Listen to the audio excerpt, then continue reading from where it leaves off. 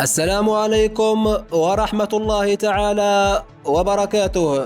المدرب وليد الركراكي يطالب لاعبيه بالحفاظ على الروح القتالية، لكن قبل ذلك لا تنسوا عمل لايك للفيديو والاشتراك في القناة.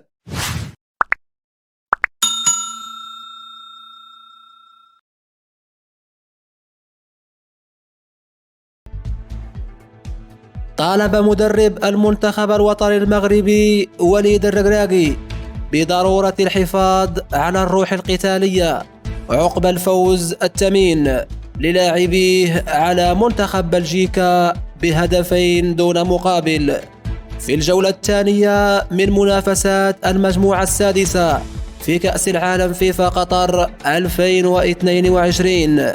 وقال الركراكي في المؤتمر الصحفي: اليوم لم نفز بأي شيء بعد. بالطبع أريد أن أكون سعيدا بهذا الفوز، لكن علينا أن نتعافى أولا. كندا منتخب جيد جدا، وللتغلب عليها علينا الحفاظ على هذه الروح القتالية. وأضاف أيضا: لدينا هذا التواضع، ونعلم جيدا أن هناك منتخبات تتقدم علينا قليلا، لا من حيث التكوين وأيضا أفضل اللاعبين. في الشوط الأول كان لدينا التواضع لقبول سيطرة بلجيكا والدفاع مثل فريق كبير. قرروا الضغط علينا وخنقونا. من الناحية التكتيكية كانت مباراة من المستوى العالي جدا. أغلقنا جيدا خطوط التمرير لمنعهم من العثور على كيفن دي بروين وإيدن هازارد. وأردف قائلا: ستعتقدون أنني مجنون، لكن عندما ألغي هدفنا الأول شعرت بالسعادة.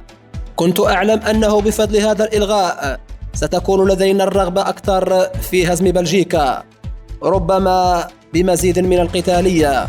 خسرنا مرة أخرى الكثير من الكرات، ولم يكن يتعين علينا فعل ذلك. خلال الشوط الثاني كنا أفضل، خاصة في الاستحواذ على الكرة. وختم وليد الركراكي قائلا: الهدف الأول قام بتحريرنا وأعطانا حرية أكبر، من خلالها سجلنا الهدف الثاني الذي حسم الأمر وأراحنا كثيرا.